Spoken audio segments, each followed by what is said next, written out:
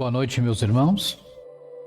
É com grande prazer que voltamos a trabalhar pela nossa doutrina, convite do GEAC de Alvorada, a nossa irmã Rose e a todos os demais amigos a quem prezamos muito dessa sociedade. No dia de hoje, nós vamos abordar um tema que está no Livro dos Espíritos, no capítulo 5, da Lei de Conservação. Parte que fala dos gozos dos bens terrenos, o uso dos bens da terra. Que é muito importante para o homem desde o início da sua trajetória aqui na Terra. E hoje, nos chama ao alerta, nos alerta sobre preservação do ambiente e do planeta. E esse mau uso dos bens da terra é que nos traz esses problemas todos que temos enfrentado com os meios ambientes, com o meio ambiente, Semana tivemos chuvas destruidoras na Alemanha e temos visto muitos incêndios florestais nos Estados Unidos, e incêndios aqui também, muitos provocados pelos homens. Enfim, o mau uso dos bens da terra que Deus destinou aos homens para seu desenvolvimento, para a sua vivência aqui na Terra. Então, a gente começa definindo o que é bens da Terra. No Livro dos Espíritos, no capítulo 5, então, da Lei de Conservação, na pergunta 706, o Kardec pergunta aos Espíritos: por bens da terra, unicamente se deve entender os produtos do solo? Olha só. Porque até então, naquela época, não tínhamos todo esse uso intensivo dos bens da terra, apenas coisas do solo, criações, minerações e outros poucos usos. O solo é a fonte primacial, é primordial, de onde emanam todos os outros recursos, pois que, em definitivo, esses recursos são simples transformações dos produtos do solo. Olha só. Por bens da terra se deve, pois, entender tudo de que o homem pode gozar nesse mundo. São bens da terra. Fala aqui, então, que esses recursos da terra, eles podem ser transformados em outros produtos para o bem-estar do homem. Então, vejo que é muito importante, a preservação desses bens da terra. Mas sigamos, Agora já abordando o tema diretamente na pergunta 711. O uso dos bens da terra é um direito de todos os homens? E aí, é um direito de todos os homens ou só quem pode? Ou só quem não pode? Como é que é isso, Esse direito é consequente da necessidade de viver. Deus não imporia um dever sem dar ao homem um meio de cumpri-lo. Ou seja, é um dever, e é um direito da necessidade de viver. Deus deu ao homem o dever de se manter pela lei de conservação, mas também dá um meio de cumpri-lo, que é o uso desses bens da terra e suas transformações. E Kardec comenta, que o homem desde seus tempos primitivos já vivia dos bens da terra através da coleta de alimentos. Posteriormente, com a invenção de ferramentas da caça e do fogo, passou a cozinhar seus alimentos, depois a plantá-los, e desde já desenvolveu inúmeras maneiras de usar os bens da terra. Isso, que a gente vê hoje com toda essa tecnologia que a gente vive. Mas basta entrarmos num supermercado, Nós temos produtos processados diversos. Temos lá os produtos in natura, as carnes, verduras, frutas. Todos eles são bens da terra. Mas são usados através da tecnologia, do que o homem aprendeu a usar desses bens da terra para a sua conservação. Mas também temos lá produtos fabris, temos diversos produtos industrializados. Não faz muito bem à saúde, mas tem que ser consumidos também para atender toda a população. Produtos para uso em casa, talheres, panelas, roupas, temos em supermercados hoje também para vender, enfim. Eletrodomésticos, todos esses são transformações dos bens da terra. Quem nos faz comentário é Kardec, né? Mas a gente vai utilizar nessa exposição também muitos comentários de Miramês, espírito espanhol que veio para o Brasil em meados dos anos 1600, né? Em missão para o rei espanhol, e aqui então encampou a luta pelos escravos e pelos índios. Mandou uma carta à Espanha pedindo que os amigos todos vendessem todos os seus bens e doassem aos pobres. Ele queria seguir, né? Como seguiu aquela máxima de Jesus que disse lá ao rico jovem que o abordou ainda em Jerusalém, né? Vende tudo e segue, né? E me segue. E naquela época, o nobre lá de Jerusalém não quis fazer isso, né? Mas esse nobre espanhol fez e ficou aqui em terras brasileiras defendendo os índios e os escravos.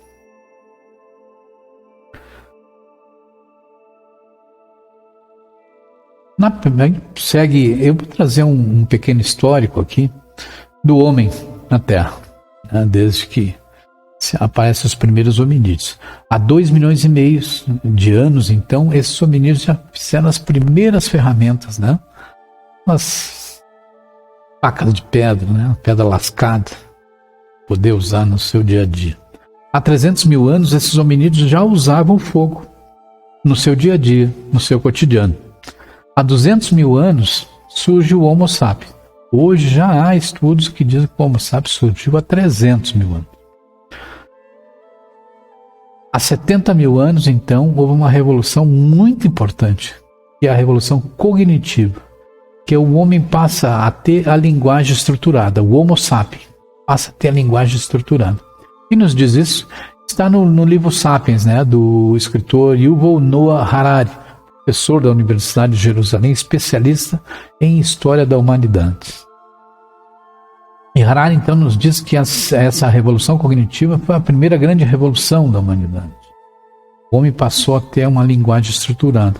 E ele brinca até que isso foi desenvolvido para fazer fofoca, né? Porque o homem usava essa linguagem estruturada para falar do outro, com quem o outro estava, com quem ele caçava, onde ele caçava, como ele caçava, ou como ele fazia suas relações na sociedade que vivia. Então vejam, né, que o homem desenvolveu essa linguagem. Isso foi fundamental também para superar os demais hominídeos que viviam no mundo. Então, há 13 mil anos, os sapiens eram os únicos hominídeos na Terra. Já não havia, né, mais quem pudesse superá-los devido à sua inteligência, né, à sua capacidade de adaptação ao meio ambiente e tudo mais. E há 12 mil anos acontece um fato interessantíssimo e que mudou, né, a segunda grande revolução, que é o desenvolvimento da agricultura. Os homens até então eram seres coletores, né, que viviam mudando de lugar conforme esgotavam os recursos naquele lugar, né, se mudavam para outro, a cata de sementes, raízes, frutas, enfim, eram nômades, né? E lá num desses acampamentos nômades, um dia uma mulher viu que jogou restos fora e viu que daquelas sementes que estavam lá brotaram algumas plantas, né? E ela então pegou mais sementes, plantou e estava inventada então a agricultura, que permitiu que o homem se fixasse em locais diferentes. Não mais precisava se deslocar. Ele mesmo estava plantando seus alimentos, e aí domesticaram animais, e aí então há todo um desenvolvimento, mas sempre agora o homem fixo, né? Há 9 mil anos, mais ou menos, foram fundadas as primeiras cidades. E há 5 mil anos, então, o homem aprendeu a lidar com os metais. Há 500 anos, então, houve a Revolução Científica, né? Aquela que permitiu as grandes navegações. E há 200 anos a gente não pode deixar de falar na Revolução Industrial, né? Que foi também um grande passo da humanidade. Então veja, se a gente pegar todo esse histórico, a gente vai ver que todo ele é feito em função do uso dos bens da terra. E Deus, então, lá disponibilizou para que o homem se desenvolvesse, para que o homem se conservasse aqui no planeta. Os bens da terra são para os homens suprirem as suas necessidades. Deus, sendo todo amor, não iria deixar seus filhos sem os meios de se alimentarem, vestirem, ampliando cada vez mais seu conforto para maiores realizações. Isso aconteceu, né? A sociedade foi ganhando conforto, foi ganhando tecnologia, né? E foi se desenvolvendo e se preparando para maiores realizações. No entanto, deu às criaturas senso de responsabilidade para discernirem até onde usar os bens terrenos. Olha só. Deu o senso de responsabilidade. E a humanidade sabe disso. Mas, hoje, né, o poder econômico, a ganância, o materialismo é mais importante que o meio ambiente. Então, também são etapas, né, são progressos que o homem tem que fazer para a sua conservação. Os bens da terra são os mesmos bens do céu, nos diz Miramês. A diferença são que os lugares que eles ocupam.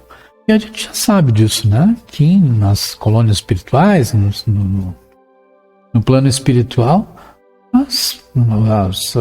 o meio em que se vive, as cidades que se vivem são muito parecidas com a terra. Mas acontece que André Luiz também, no seu livro, já nos disse que muitas coisas que a gente tem aqui foram primeiro pensadas lá, né? Então, realmente, os bens do céu são os mesmos da terra, só que primeiro criados lá. Não podemos desprezar os bens materiais, pois eles são luzes do céu na dimensão física. Então, olha só. Hoje, né, há sempre entre os homens essa discussão do materialismo. Eu não quero ser materialista. Não é essa a questão. A questão é usar com toda a inteligência, né? E não devem ser desprezados, porque são presentes de Deus. Mas tudo tem que ter a parcimônia, tudo tem que ter o bom senso no usar. Não como muitas vezes usamos, destruindo o meio ambiente e até a fauna, a flora, né? Dos nossos bens da terra. Certamente que o uso dos bens da terra é direito de todos os homens e os animais. Olha só, direito dos homens e dos animais também. Por isso é nossa obrigação de conservá-los também. Muitos foram domesticados e servem para a nossa alimentação, que um dia chegaremos ao ponto de não precisarmos mais dessa proteína animal, mas ainda estamos em evolução. Mas dos animais também, e a gente tem visto, né, esse grande número de extinções, né, dos animais, de raças que foram extintas, simplesmente não existe mais. E podemos falar também de muitas plantas que também já foram extintas, né, no planeta. Esses últimos, os animais, né, não abusam por serem movidos pelos instintos. Mas os homens que já receberam a razão têm mais liberdade de pensar e agir. Esquecem do respeito aos bens da natureza, alimentando vícios e aumentando hábitos inconvenientes. Alimentando vícios, a gente sabe, né? Infinidade de vícios que o homem pode ter. E aumentando hábitos inconvenientes. Então nós temos hábitos de o hábito da caça, né? Pode levar à extinção, né? Já levou à extinção de muitos animais. O hábito das queimadas, né? Acaba extinguindo grandes extensões de floresta, também conheço muitos animais e plantas. E aumentando, né, hábitos inconvenientes. Vai aumentando. E isso tudo, né, tem impacto, né, nos bens, nos bens que ele usa na terra. Aqui, vou voltar só um pouquinho, olha só, né? Porque a gente vê um exemplo mesmo, uma praia, né? E geralmente depois que as pessoas vão embora, fica muito sujo, né? Com muito lixo. De onde saiu o espírito, a matéria é sua irmã, nos diz Miramês. Por que desprezá-la?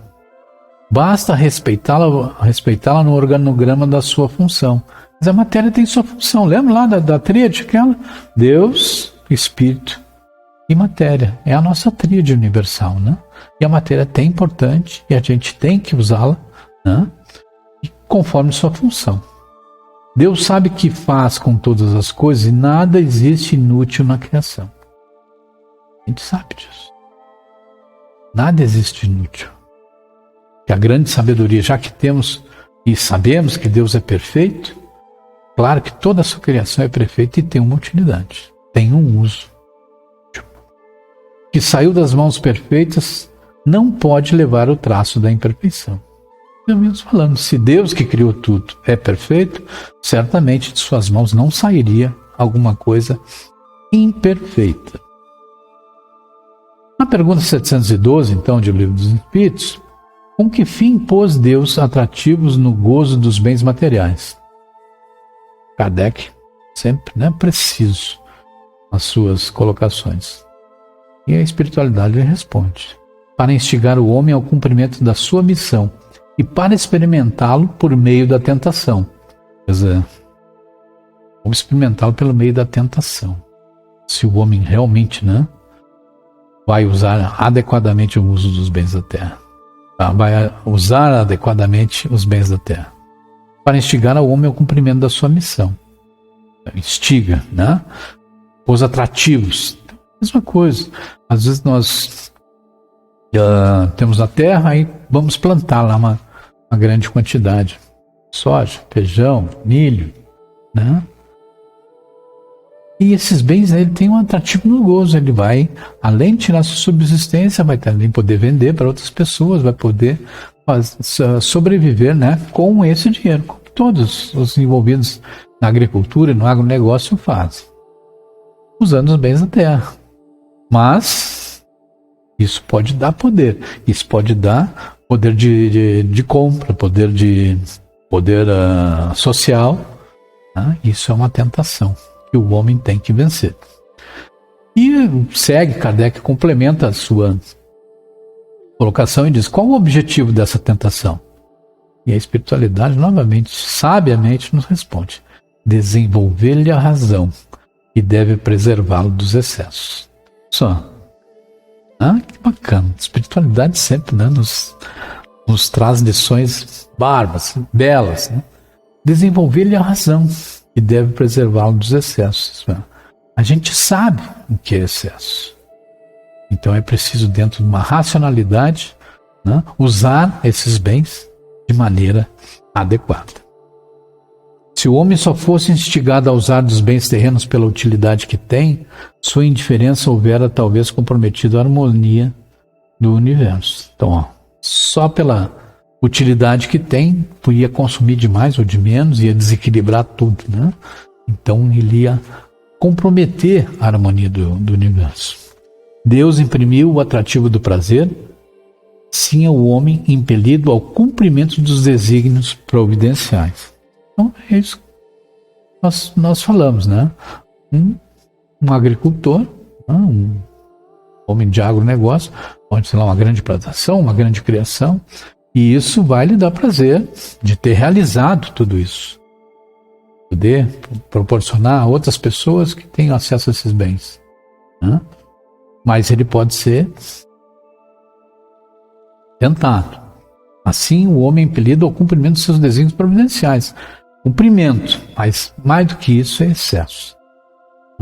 E o que Deus quer, através das tentações, é que o homem saiba exatamente o seu papel e os seus limites. Quis Deus também experimentar o homem por meio da tentação que o arrasta para o abuso de que deve a razão defendê-lo. Nos fala Kardec, Quis Deus também experimentar o homem por meio da tentação que o arrasta para o abuso de que deve a razão defendê-lo. E a gente sabe disso, Essa razão, essa racionalidade, ela tem que ser aplicada, mas não implacável.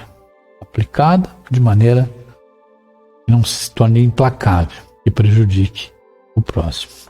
Dentro dessas questões da tentação, a gente tem a história de Adão e Eva na Bíblia, e isso foi atravessando os tempos, e não faz parte do nosso ideário espírita, mas é uma alegoria que seguiu através dos tempos, em que a serpente então oferece uma maçã a Eva e eles estão tomados por essa tentação do sexo, e são expulsos do paraíso. É uma alegoria que atravessou os tempos. O objetivo dessa atração quase irresistível, dessa tentação, É para que o homem passe a educar, como já dissemos, as forças em luta dentro de cada criatura, e daí surgirá a luz, sendo que o entendimento mostrar-lhe-á o caminho mais acertado para a sua paz de consciência. Olha, paz de consciência. Sabe, quem está em meio a um vício, está em meio a um mau proceder, quer dizer, que cede às tentações, né? Não está em paz com a sua consciência, né? E aí, também, tradições religiosas, através da história, tentaram enquadrar, né? Tentaram criar categorias para essas tentações, né? Esses perigos para o homem. E nós temos, então, muitas tradições religiosas nos trazem os pecados capitais, né? A soberba, a preguiça, a gula, a luxúria, a ira, a avareza e a inveja. Todos, né? Se a gente trouxer para os dias atuais, os homens cultivam bastante essas grandes tentações aí e acabam sucumbindo a elas, né? Mas é a nossa tarefa, né? Trazer as palavras de Jesus, trazer esse entendimento de Jesus e de Kardec, né? Para orientar as pessoas a saírem dessas armadilhas, né? Do comportamento. O homem, desenvolvendo a razão, busca outros planos para operar, passando a refugar todos os condicionamentos do passado, buscando respirar uma atmosfera mais leve, onde o amor é a base da vida. Olha isso. Nos diz a Bíblia mesmo. O homem, desenvolvendo a razão, busca outros planos para operar.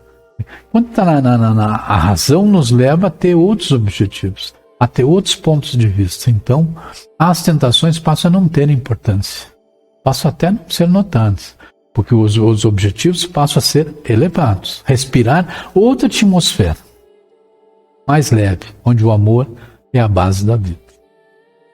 Olha, e as pessoas vão dizer, mas como a razão vai levar ao amor?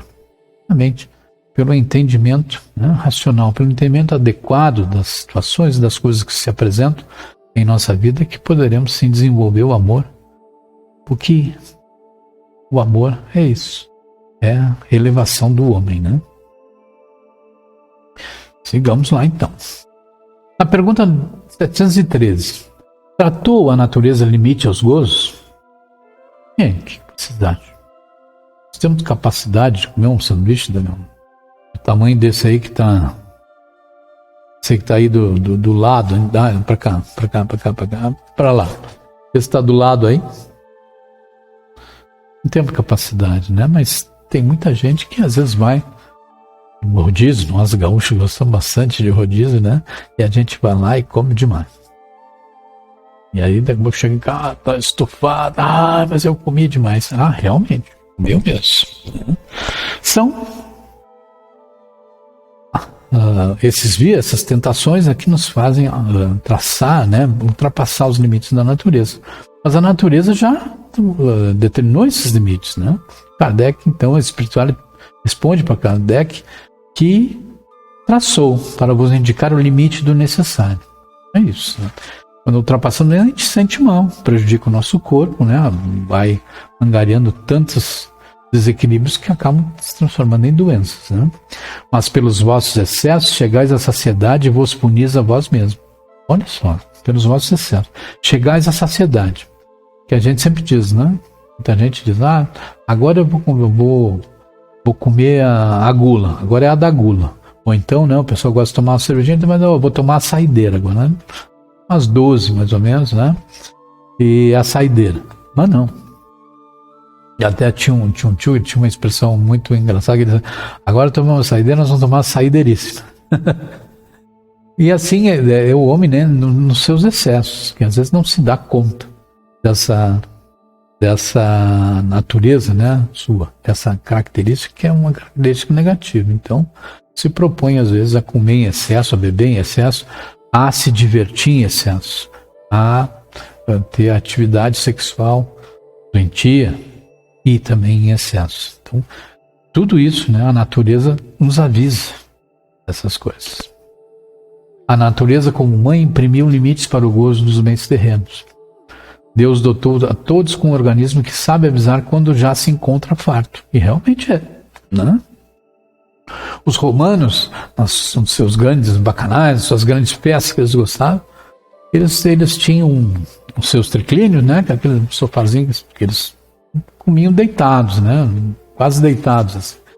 E eles tinham já urnas ao lado dos triclínios, porque eles comiam tanto que às vezes então eles regurgitavam, né? Vomitavam nessas urnas, são urnas, né? São vasos ali que ficavam ao lado dos triclínios, para que eles pudessem comer de novo, né? Então eram excessos mesmo, né? Então era o organismo que dizia, olha, não posso mais. E aí eles tomavam vinho, comiam muito, né? Então já regurgitavam naqueles vasos ali para poder comer tudo de novo. Quanto à imprudência passa dos limites, esse organismo sofre as consequências de se educar. Para se educar, sofre a consequência para se educar. Então, a prudência passa dos limites. E aí nós temos a nossa vida moderna, né? A gente que gosta muito de comer açúcar e se passa acaba adquirindo a diabetes, né? Não é o caso, sempre gostei muito de doce e hoje então tenho que cuidar com a diabetes 2. Mas também, né? Tantas imprudências em outras coisas, na bebida, no sexo, às vezes até no esporte, no culto ao corpo, né? Que pode levar a doenças terríveis. É nesse sentido que muitos sábios aconselham o caminho do meio em tudo que se faz. Quer dizer, ter o caminho do meio é o caminho do bom senso. E que a gente não tem, muitas vezes não tem, ainda mais quando jovens, né? Que a gente acha que o mundo é todo nosso, né? Que a gente vai permanecer jovem para sempre e que isso não vai causar prejuízo nenhum, né? E aí, é aquelas duas palavrinhas que realmente nos faz pensar, mas que também nos dão um exemplo sólido, um caminho muito iluminado. Jesus inspira.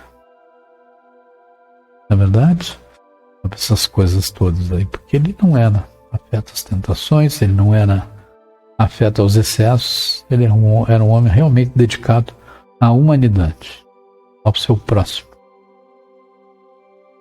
Deus a ninguém pune, isso é verdade. Nós sabemos que qualquer coisa que aconteça não vai ser por punição de Deus, vai ser pelos nossos próprios atos.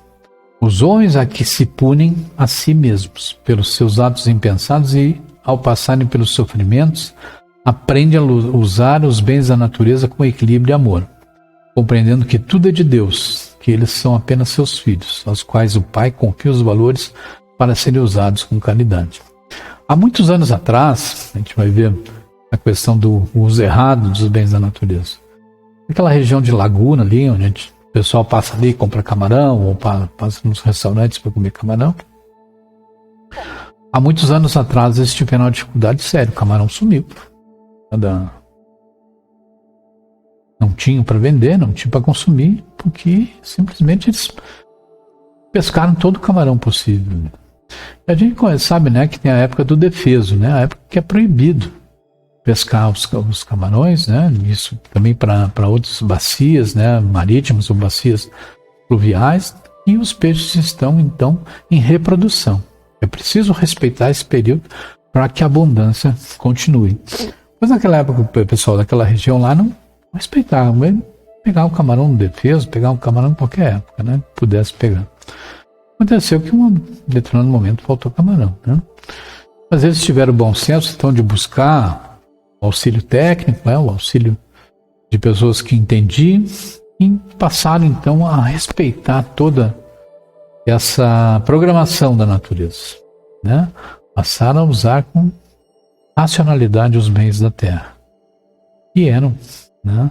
Esse grande, essa pescaria, né? Essa colheita do camarão que lhe dava renda, eles acabaram abusando. Passaram a racionalizar, né? E hoje, né, é uma região que se sustenta no seu principal produto ali. Mas tiveram que passar, né, a dificuldade, né? Deus a ninguém pune, os homens é que se punem a si mesmo, né? Pelos seus atos impensados, ao passar pelos sofrimentos, aprende a usar os bens da natureza com equilíbrio e amor. E a gente tem diversos casos pelo mundo, né? essa coisa de o abuso dos bens da terra e que levou um povo, uma região, um país a passar dificuldades. Na pergunta 714 de O Livro dos Espíritos, ainda dentro do capítulo 5 da Lei de Conservação, se deve pensar do homem que procura nos excessos de todo gênero o requinte dos gozos. Excessos de todo gênero, requinte dos gozos, né? Quer gozar a vida. Eu quero aproveitar a vida, o resto que se dane, né? Merece, vou aproveitar. A vida é curta, vou aproveitar. Entrega excesso de todos os gêneros, né? Pode pensar, hein? Tantos no mundo moderno. E os espíritos respondem, né? Pobre criatura, mais digna de lástima do que de inveja, pois bem perto está da morte. Só. Aquela fotografia ali é bem ilustrativa disso. Pessoa bebendo, né? E dirigindo ao volante. E a gente sabe que isso é um excesso terrível, né? A pessoa vai perder seus reflexos, vai perder sua capacidade de reação, de raciocínio, então vai acabar estando sujeita a provocar e a ser vítima também de acidentes de automóvel, né?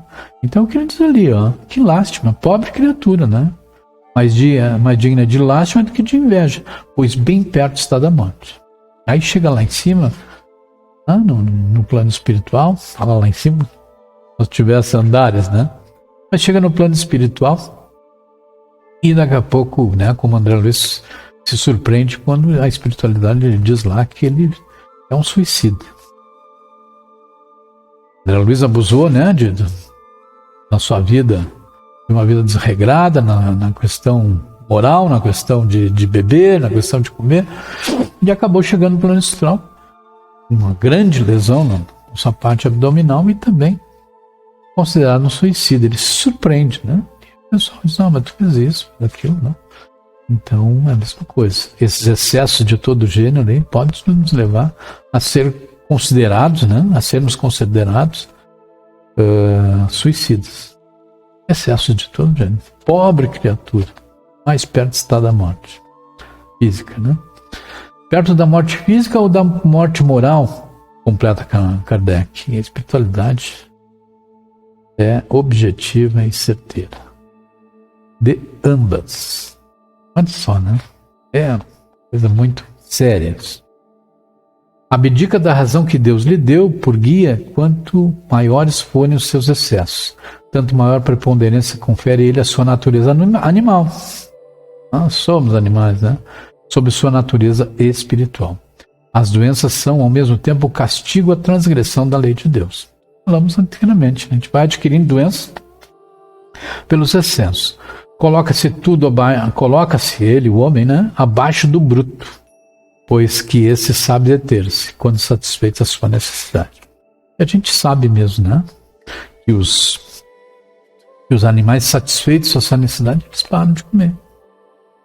Né? A gente vê o gado no campo, eles vão lá, estão lá pastando e daqui a pouco eles estão satisfeitos, eles se deitam então para digerir, ruminar aquilo que eles já ingeriram, porque aquilo é o suficiente para o seu sustento.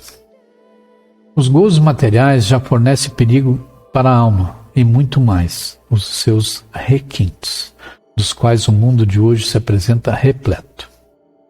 Os requintes dos gozos, né? Entretanto, Jesus não se esqueceu de nos orientar sobre esses deslizes da alma, deixando para todos nós o guardião divino que se chama o Evangelho. Força essa capaz de modificar todos os sentimentos dos homens. O Evangelho nos leva ao equilíbrio, a estarmos equilibrados, a estarmos bem conosco. Interessante essa conclusão de Miranda Mesa. Os homens não compreendem o valor do Evangelho, regridem nas suas sensações abaixo do bruto. No entanto, aquela satisfação é passageira e ele acaba por despertar no seu íntimo aquela confiança e esperança nas belezas duradouras. O amor começa na afinidade até dos elementos, mas não fica somente nisso. Ele avança e nunca regride. Olha, o amor na afinidade até com os elementos. Interessante, né? Vejo grandes lições que nos trazem, que nós temos que sempre manter essa racionalidade e esse equilíbrio, né? porque senão teremos as sensações, regridem nas suas sensações, regredimos nas nossas sensações abaixo do bruto, quer dizer, vamos perder toda a nossa racionalidade, a nossa humanidade, estaremos abaixo do bruto. Se já saímos, meus irmãos, do reino animal, quando a razão nos marcou um grau a mais, lembra lá? Os hominídeos, contei a história do Harari, lá 70 mil anos desenvolvemos uma linguagem estruturada que nos diferenciou, e em 13 mil anos atrás, então, a gente,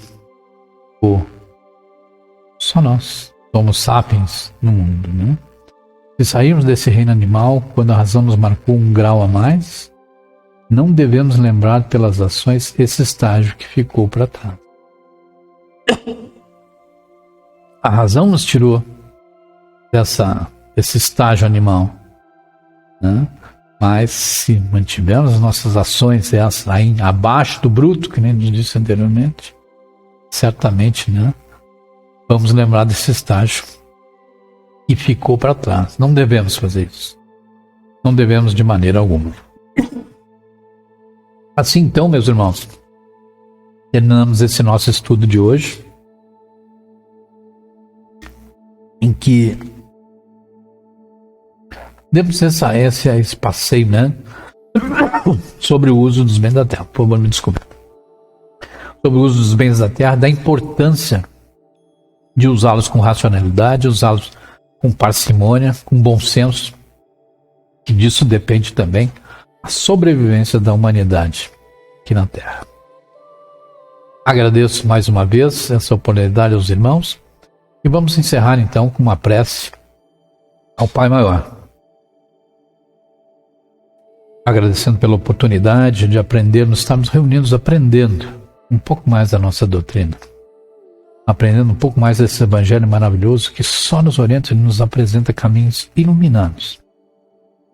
Aprendendo um pouco mais da necessidade que temos de desenvolver a nossa racionalidade, a nossa espiritualidade, para assim atender aos pedidos que o Pai sempre nos faz, de buscar o bem, de buscar a nossa conservação e conservarmos também o nosso meio ambiente, o nosso meio,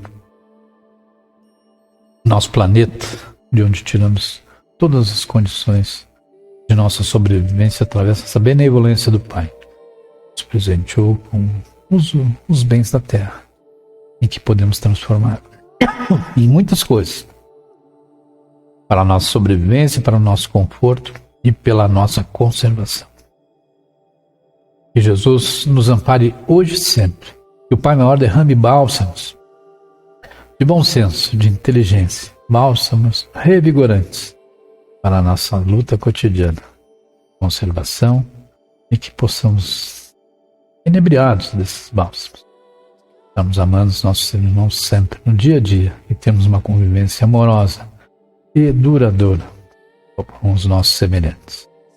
Obrigado, Jesus. Obrigado, Pai. Que assim seja.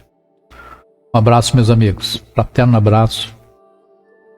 E esperamos, né, em uma breve oportunidade, estarmos presencialmente dando esse abraço, queridos nossos irmãos.